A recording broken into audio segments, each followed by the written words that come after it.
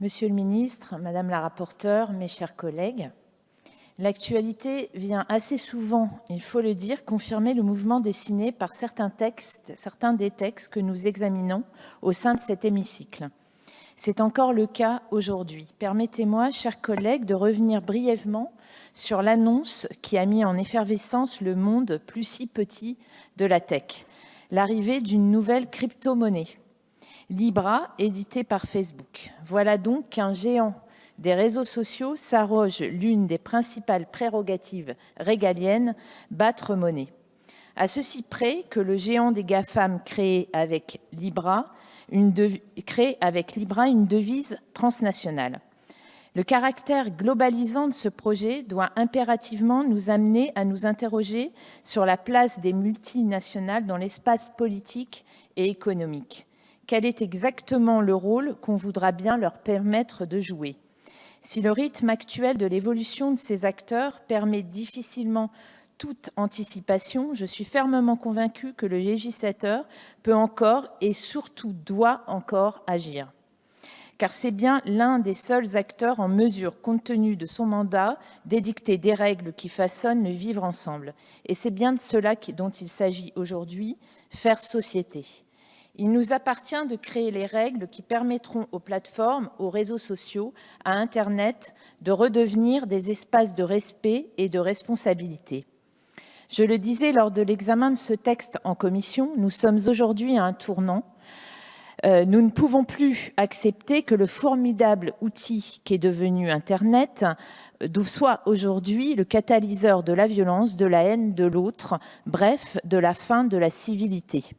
L'anonymat, la viralité, la rapidité, caractéristiques premières de ces plateformes, ne peuvent plus être brandis comme prétexte pour se dérober aux responsabilités qui incombent à chacun. Il s'agit là aussi d'un enjeu démocratique et le message doit être clair, tous responsables dès la première connexion, la première publication, le premier like, le premier partage. La proposition de loi dont nous allons débattre prend le relais de nombreux textes. Je pense à la loi pour la confiance dans l'économie numérique, aux lois plus récentes, organiques et ordinaires pour la lutte contre la manipulation de l'information, ou encore à la loi relative à la protection des données personnelles, venue enrichir notre arsenal législatif en la matière. Toutefois, et je tiens à saluer en cela le travail mené par notre collègue Laetitia Avia, elle propose une nouvelle approche aujourd'hui puisqu'elle s'appuie principalement sur la responsabilisation. Responsabilisation des plateformes, mais également responsabilisation des utilisateurs. C'est essentiel car ce double mouvement vers les premiers et vers les seconds garantit une véritable régulation sans porter atteinte à la liberté d'expression. Et je l'évoquais à l'instant, c'est un défi démocratique. Les utilisateurs des plateformes sont tout à fait libres de s'inscrire ou non, de consentir ou non, de relayer ou non, de publier ou non tout type de contenu. Mais dans la société organisée qui est la nôtre, une telle liberté n'est envisageable que si l'ensemble des acteurs est responsabilisé. Pendant ce volet responsabilisation, d'importantes avancées en matière de pédagogie ont été obtenues en commission, notamment en direction des auteurs de contenus illicites. Je pense aussi à la sensibilisation en direction des parents et des mineurs lors de l'inscription de ces derniers à un réseau social.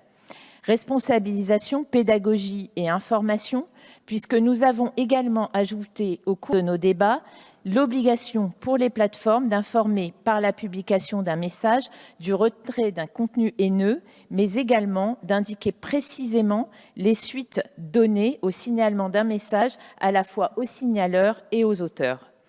Malgré ces nombreuses avancées, plusieurs interrogations demeurent.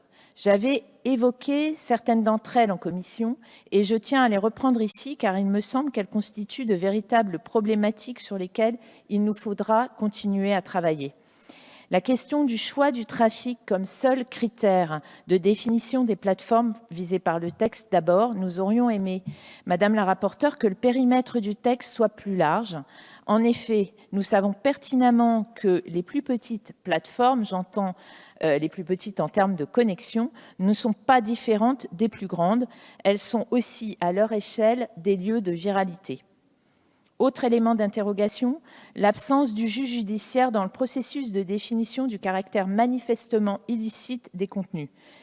C'est tout le problème posé par l'article 1er de ce texte qui laisse, en dépit de sa modification en commission, une latitude assez importante aux opérateurs en la matière.